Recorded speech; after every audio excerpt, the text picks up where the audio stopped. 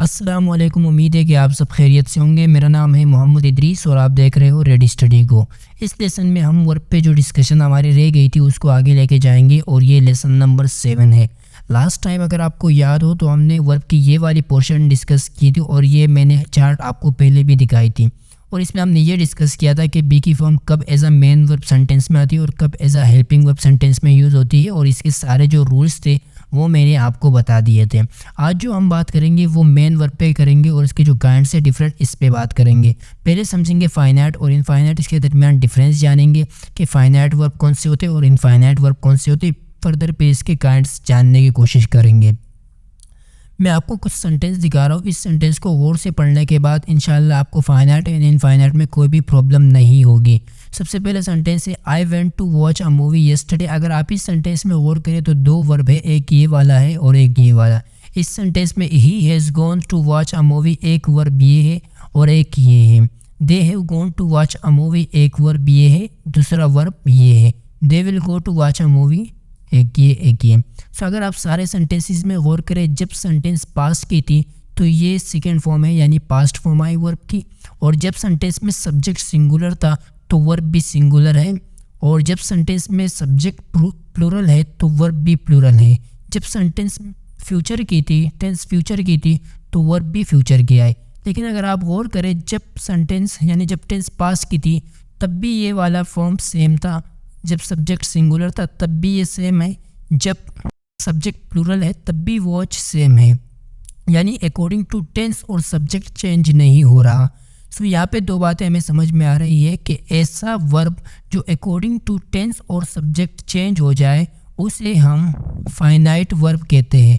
उसे हम finite verb कहते हैं जो अकॉर्डिंग टू टेंस और सब्जेक्ट चेंज हो जाए उसे फाइनाइट वर्ब कहते हैं, जबकि जो according to tense and subject change नहीं होता उसे हम इनफाइनाइट वर्ब कहते हैं, यानी नॉन फाइनाइट या इनफाइनाइट वर्ब कहते हैं। सो ये थे इसकी सिंपल इंट्रोडक्शन। अब इसकी काइंड्स की बात करेंगे। सबसे पहले ये दो डिस्कस करेंगे, बाकी के इनफाइनाइट इसके बाद डिस्कस करेंगे। सो बेसिकली ट्रांजिटिव वर्ब को समझने से पहले आपको ये वर्ड समझना होगा कि ट्रांजिटिव का मतलब क्या है। ट्रांजिटिव में आपको ट्रांस समझना होगा। ट्रांस का मतलब यहाँ पे है ट्रांसफर। सो ट्रांजिटिव वर्ब ऐसे वर्ब होते हैं जो अपने एक्शन को आगे ट्रांसफर करते हैं, यानी ये ऑब्जेक्ट हमेशा लेते हैं। इसके बाद आपको हमेशा ऑब्जेक्ट नज़र आएगी। और सर हमें कैसे पता चलेगा कि ये ट्रांजिटिव वर्ब है या इनट्रांजिटिव वर्ब है? तो उसके लिए मैंने आपको लास्ट टाइम बताया था कि हम कैसे पहचानेंगे कि ये वर्ब का ऑब्जेक्ट है या प्रीपोजिशन का ऑब्जेक्ट है। अगर किसी ने वो लेक्चर नहीं लिया हो तो मैं थोड़ी सी शॉर्ट ओवरव्यू दूँ और मैं यहाँ पे थोड़ा सा रिवाइज कर दूँ ताकि आपको याद आ जाए। हमने पढ़ा था कि ऑब्जेक्ट टू टाइप्स की होती है, एक होता है प्रीपोजिशन का ऑब्जेक्ट और एक होता है वर्ब का ऑब्जेक्ट। एक होता है प्रीपोजिशन और दूसरा होता है वर्ब का ऑब्जेक्ट। और हम कैसे पहचानेंगे कि वर्ब का ऑब्जेक्ट है? तो यहाँ पे लिखा है कि वर्ब होम का अगर रिप्लाई हो वर्ब के बाद तो वो होगा वर्ब का ऑब्जेक्ट। और ऑब्जेक्ट का काम दो ही पार्ट्स ऑफ स्पीच करते हैं, या तो नाउन होगा या तो प्रोनाउन होगा। प्रीपोजिशन का ऑब्जेक्ट कैसे पहचानेंगे? जब भी प्रीपोजिशन के बाद नाउन प्रोनाउन होंगे तो वो प्रीपोजिशन का ऑब्जेक्ट होगा। और मैंने आपको एक और बात भी बताई थी कि जब भी वर्ब के बाद नाउन आए बेसिकली वो वर्ब का ही ऑब्जेक्ट होता है। और नाउन को पहचानने की भी मैंने आपको टिप्स बताए थे कि नाउन बेसिकली नेमिंग वर्ड होता है और किसी भी वर्ड से पहले अगर आर्टिकल आ जाए, सो वो नाउन ही होता है वो वर्ड्स। और आर्टिकल तीन होते हैं, ये एन ए द, सही। और इसके अलावा मैंने आपको ये भी बताया था कि अगर किसी वर्ड में एस या ई एस लगाया वो प्लूरल बन जाए तो वो नाउन ही होता है। इसके अलावा प्रोनाउन के लिए मैं हमेशा से आपको ये चार्ट दिखा रहा हूँ और आज फिर से देख ले कि ऑब्जेक्ट के लिए जो प्रोनाउन यूज़ होते हैं वो ये वाले प्रोनाउन है। जब भी आपको ये प्रोनाउन नज़र आ जाए, me, you, him, her, it, us, you, them, जब भी आपको वर्ब के बाद ये वाले प्रोनाउन नज़र आएंगे तो वो वर्ब का ही ऑब्जेक्ट होंगे। कुछ एग्जाम्पल सॉल्व करते हैं ताकि आपकी जो डाउट है वो बिल्कुल क्लियर हो जाए। सो शेख हमने पढ़ा था कि सेंटेंस होने के लिए ज़रूरी है कि उसमें सब्जेक्ट और वर्ब का हर हाल में होना ज़रूरी, अदरवाइज वो सेंटेंस नहीं कहला सकता। और according to definition of sentence, अगर हम सेंटेंस की डिफिनेशन देख ले, the group of words which gives complete sense is called sentence, यानी सेंटेंस की डिफिनेशन हमें ये बता रहा है कि ऐसा ग्रुप ऑफ वर्ड जो कंप्लीट सेंस दे उसे हम सेंटेंस कहते हैं, अदरवाइज उसे सेंटेंस नहीं कह सकते अगर वो कंप्लीट सेंस नहीं दे तो। सो यहाँ पे अगर आप सिर्फ इतना पढ़ो कि शी किक्ड, सो यहाँ पे आपके ज़हन में फ़ौरन सवाल आती है कि व्हाट, शी किक्ड व्हाट, तो द बॉल। और अभी हमने पढ़ा कि वर्ब के बाद जो वर्ब के ऑब्जेक्ट होते हैं वो व्हाट या उनका रिप्लाई होगा, और या उसके बाद जो नाउन होगा वो ही ऑब्जेक्ट होगा। सो यहाँ पे बॉल नाउन है। कैसे? इससे पहले आर्टिकल है। आर्टिकल किसके लिए आता है? नाउन के लिए। सो यहाँ पे ये नाउन है, ठीक है। सो यहाँ पे किक वर्ब है, जबकि शी जो है वो सब्जेक्ट है, आई सब्जेक्ट, लव वर्ब। और हमने पढ़ा है कि इन ट्रांजिटिव वर्ब हमेशा अपना एक्शन आगे ट्रांसफ़र करते हैं, अदरवाइज सेंटेंस पूरी नहीं होती। सो यहाँ पे ये प्रोनाउन आया जो कि सब ऑब्जेक्ट वाला प्रोनाउन है, और ये इसके लिए ही आया है। इस सेंटेंस में आप अगर देखें तो ये है सब्जेक्ट, ये है वर्ब और ये है ऑब्जेक्ट। ये तो सिंपल नाउन है। I subject, head verb, him ये प्रोनाउन है सिंपल। अभी आपको चार्ट दिखाया था कि उसमें ऑब्जेक्टिव, ये ऑब्जेक्टिव प्रोनाउन है, सही है। इनट्रांजिटिव वर्ब यानी उसके रेसिप्रोकल ले लो। ट्रांजिटिव वर्ब ऐसे वर्ब होते हैं जो एक्शन ट्रांसफ़र करते हैं। इनट्रांजिटिव वर्ब ऐसे वर्ब होते हैं जो एक्शन ट्रांसफ़र नहीं करते। सिंपल है, इनका मतलब यहाँ पे नहीं है, नो, सही है, नॉन ट्रांजिटिव। सो ऐसे वर्ब जो एक्शन को ट्रांसफ़र आगे नहीं करते उसे हम इनट्रांजिटिव वर्ब कहते हैं। और मैंने आपको पहचान भी बताया कि हम कैसे पहचानेंगे कि ट्रांजिटिव कब होंगे और इनट्रांजिटिव कब होंगे। जब भी आपको वर्ब के बाद वर्ब का ऑब्जेक्ट मिले तो वो ट्रांजिटिव वर्ब है। अगर आपको वर्ब का ऑब्जेक्ट नहीं मिलता तो वो इनट्रांजिटिव वर्ब होते हैं। यानी इसके बाद ऑब्जेक्ट नहीं आता और ये ऑब्जेक्ट लेने की इसको ज़रूरत भी नहीं होती। आप यहाँ पे देख लो, ही यहाँ पे सब्जेक्ट है जबकि ये वर्ब है। अगर किसी स्टूडेंट ने लास्ट लेक्चर नहीं लिया हो या उसको बेसिक का पता नहीं हो तो वो यहाँ पे कंफ्यूज हो जाएगा। वो कह रहा होगा कि सर गलत पढ़ा रहा है शायद, क्योंकि यहाँ पे ऑब्जेक्ट तो आया है और सर कह रहा है कि इनट्रांजिटिव वर्ब ऐसे वर्ब होते हैं जो ऑब्जेक्ट नहीं लेता। तो बेसिकली ये जो ऑब्जेक्ट है ये वर्ब का ऑब्जेक्ट नहीं है। हमने पढ़ा है कि वर्ब का ऑब्जेक्ट वो होगा जो वर्ब के बाद होगा और नाउन या प्रोनाउन होगा या व्हाट या उनका रिप्लाई होगा। ही इज़ गोइंग व्हाट, यहाँ पे व्हाट की रिप्लाई नहीं, ये नाउन की रिप्लाई है। यहाँ पे ये जो ऑब्जेक्ट आया है बेसिकली ये प्रेपोजिशन का ऑब्जेक्ट है, यानी टू का ऑब्जेक्ट है, सही है। इस सेंटेंस में भी सेम है, ये सब्जेक्ट है, ये वर्ब है, जबकि ये प्रेपोजिशन है और ये ऑब्जेक्ट इसका है ना कि इसका ऑब्जेक्ट, ठीक है। ये प्रीपोजिशन का ऑब्जेक्ट है और लास्ट टाइम मैंने इस पर काफ़ी अच्छी प्रैक्टिस करवाई थी। आपके बहुत सारे सेंटेंस हमने सॉल्व किए थे ताकि आपको आने वाले लेक्चर्स में कोई भी प्रॉब्लम ना हो, और आज इसकी प्रैक्टिस हम दोबारा से भी कर रहे हैं। अगर इस सेंटेंस में आप देखें, इस वाले सेंटेंस में, तो आप मुझे बताइए ये सब्जेक्ट है और ये वर्ब है। सो इसका पार्ट्स ऑफ स्पीच क्या है, क्योंकि ये सब्जेक्ट तो नहीं है। सब्जेक्ट का काम या तो नाउन करता है या तो प्रोनाउन। सो बेसिकली आप ये जो है ये कमेंट में बताएं कि इसका पार्ट्स ऑफ स्पीच क्या है। ये आपसे सवाल है, आप मुझे ये बताएंगे कि इसका पार्ट्स ऑफ स्पीच क्या है। वीडियो को पोस्ट करें और देखिए इसका पार्ट्स ऑफ स्पीच क्या है और कमेंट करें। यहाँ पे ये सब्जेक्ट है और ये जो है वो वर्ब है, और ये ऑब्जेक्ट जो है ये इसका ऑब्जेक्ट नहीं है, क्योंकि ये प्रीपोजिशन के बाद आया तो ये प्रीपोजिशन का ऑब्जेक्ट है और इसको मैं काफ़ी दफ़ा अच्छी तरह से पढ़ा चुका हूँ। अब नॉन फाइनाइट वर्ब ऑलरेडी मैं बता चुका हूँ, लेकिन इसके जो काइंड्स है उससे बात करेंगे। Infinitive, Geraint, participle. कुछ स्टूडेंट्स के लिए ये नाम काफ़ी नए होते हैं क्योंकि उन्होंने पहले कभी पढ़ा नहीं होता। अगर किसी ने पढ़ा होता है तो उन्होंने ढंग से पढ़ा नहीं होता, उनको काफ़ी मुश्किल लगते हैं कि इन्फिनेटिव, जेरेंट, पार्टिसिपल, और ये उनको काफ़ी हार्ड लगते हैं।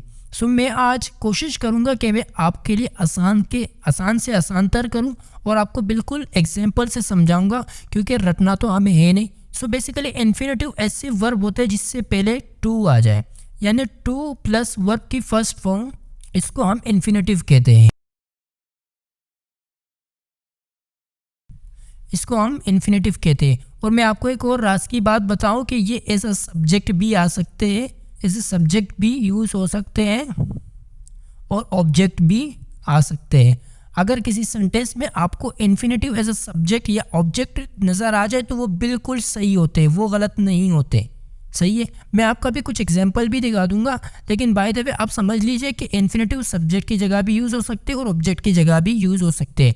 इस सेंटेंस में आप अगर देखें तो ये यहाँ पे एज अ सब्जेक्ट आया है। अगर आप सिर्फ वर्क यूज़ करो तो वर्क रॉन्ग हो जाएगा, क्योंकि ये वर्ब है। टू वर्क यूज़ करो तो ये इन्फिनेटिव है और इन्फिनेटिव एज अ सब्जेक्ट आ सकता है। Is good exercise. To swim same है, अगर आप सिर्फ स्विम यूज़ करोगे तो वो गलत हो जाएगा और उसकी कोई भी मतलब टेंस नहीं, सेंटेंस नहीं बन पाएगा, क्योंकि सेंटेंस के लिए ज़रूरी है कि उसमें सब्जेक्ट और वर्ब का होना ज़रूरी है, अदरवाइज वो सेंटेंस नहीं हो सकता। सो अगर आप सिर्फ स्विम यूज़ नहीं कर सकते, आपको इसको इन्फिनेटिव बनाना होगा। आई वॉन्ट टू गो, यहाँ पे मैंने एग्जाम्पल पुट की है ऑब्जेक्ट की। सो यहाँ पे आप सिर्फ गो लगा के इसको आप आई वॉन्ट गो पढ़ भी नहीं सकते बाय द वे। सो यहाँ पे ये एज ऑब्जेक्ट आया है और ये ऑब्जेक्ट किसका है? ये ऑब्जेक्ट है इसका। आई वॉन्ट टू स्पीक, ये है इन्फिनेटिव।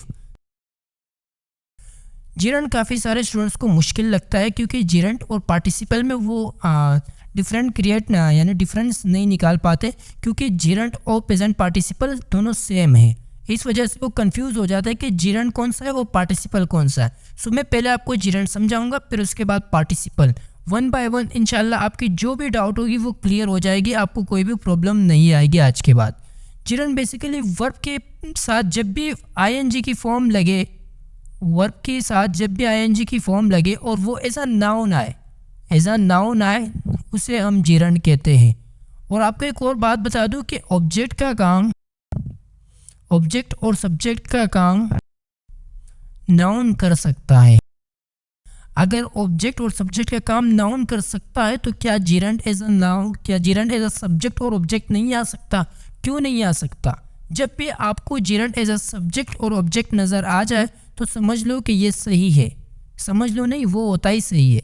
सही है, वो सही होता है, क्योंकि हमने पढ़ा है कि ऑब्जेक्ट और सब्जेक्ट का काम नाउन कर सकता है। यानी पार्ट्स ऑफ स्पीच अगर नाउन होगी किसी भी वर्ड की तो वो एज अ सब्जेक्ट और ऑब्जेक्ट यूज़ हो सकता है। तो ये बिल्कुल 100% करेक्ट होगा। आपको बिल्कुल कंफ्यूज नहीं होना कि ये रॉन्ग है, क्योंकि आप देखोगे कि ये वर्ब प्लस आईएनजी है और ये एज अ सब्जेक्ट यूज़ हुआ है तो आप परेशान हो जाएंगे।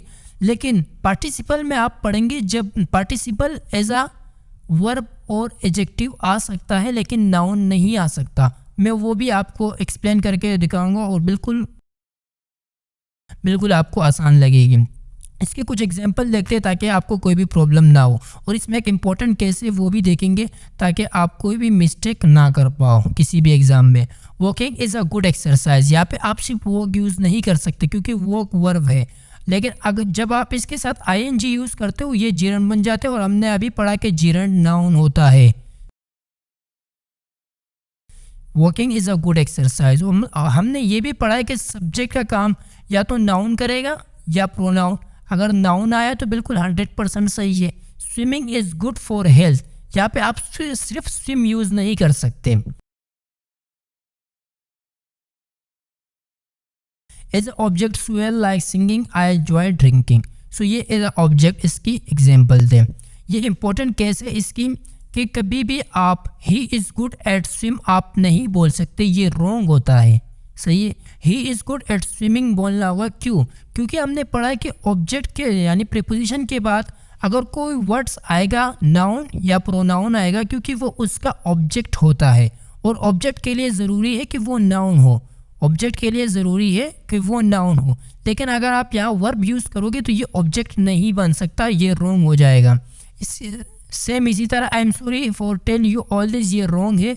सही ये है क्योंकि प्रीपोजिशन के बाद अगर किसी वर्ड को ऑब्जेक्ट बनना है तो ऑब्जेक्ट का काम या तो नाउन करता है या तो प्रोनाउन, और नाउन प्रोनाउन के लिए ऑब्जेक्ट के लिए ज़रूरी है कि नाउन प्रोनाउन हो। सो यहाँ पे वर्ब था, इस वजह से ये सेंटेंस रॉन्ग था। ये सेंटेंस बिल्कुल सही है। सो ये इसका इंपॉर्टेंट केस था। पार्टिसिपल समझेंगे, इसके साथ फिर कंपेयर भी करेंगे ताकि आपको कोई भी प्रॉब्लम ना हो। पर सबसे पहले आपको ये इंपॉर्टेंट याद करना है कि participle as a verb use हो सकता है और एज अ एडजेक्टिव यूज़ हो सकता है, जबकि हमने जिरंड में पढ़ा कि वो एज अ नाउन होता है। पार्टिसिपल की 3 टाइप्स होते हैं, present participle, past participle, perfect participle. Present participle होता है वर्ब प्लस की आईएनजी। सो ज़्यादातर स्टूडेंट्स यहाँ पे कंफ्यूज हो जाते हैं, क्योंकि जीरन में भी अभी हमने पढ़ा कि वर्ब प्लस आईएनजी और यहाँ पे भी वर्ब प्लस आईएनजी। सो ज़्यादातर स्टूडेंट्स यहाँ पे कंफ्यूज हो जाते हैं, लेकिन मैं एग्जाम्पल सोल्व करूँगा इंशाल्लाह, उसके बाद आपको कोई भी परेशानी नहीं होगी। पास्ट पार्टिसिपल वर्ब की थर्ड फॉर्म होती है और हैविंग के बाद वर्ब की थर्ड फॉर्म आफ्टर के बाद we plus ING.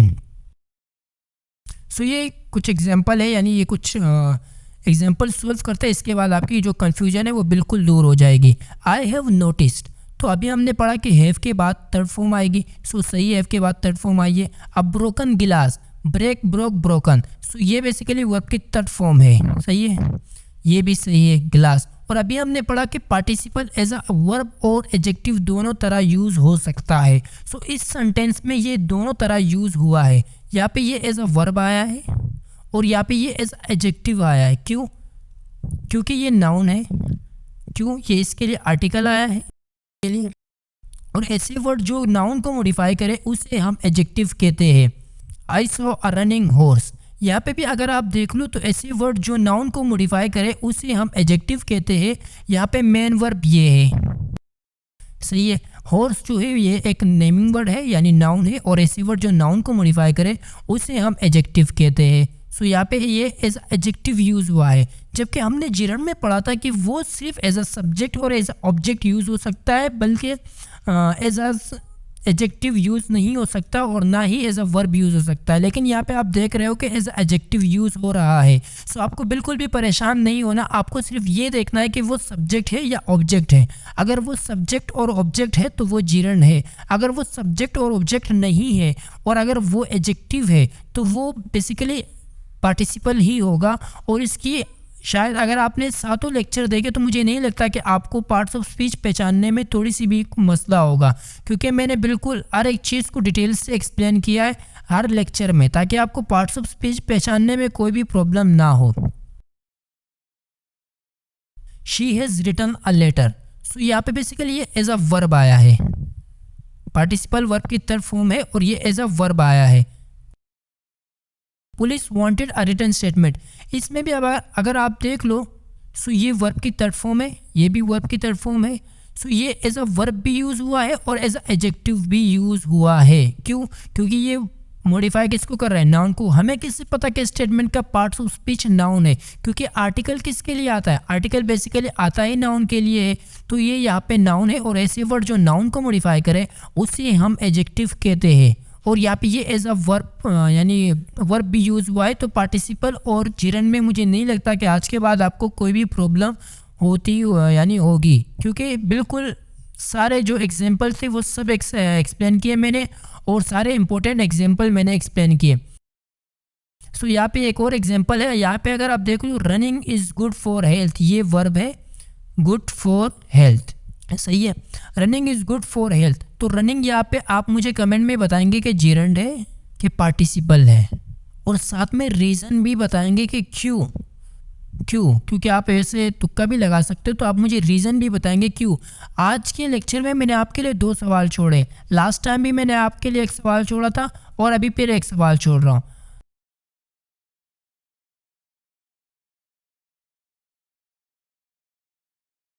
What an amazing movie, यहाँ पे ये अमेजिंग जो है ना, ये यहाँ पे पार्टिसिपल है। क्यों? ऐसे वर्ड जो नाउन को मॉडिफाई करे उसे हम एडजेक्टिव कहते हैं, और जब भी वर्ब प्लस आईएनजी की फॉर्म एज एडजेक्टिव आता है तो उसे हम पार्टिसिपल कहते हैं, सही है। हमें कैसे पता कि मूवी की जो पार्ट्स ऑफ स्पीच है वो नाउन है? क्योंकि आर्टिकल आया, और आर्टिकल किसके लिए आता है? नाउन के लिए।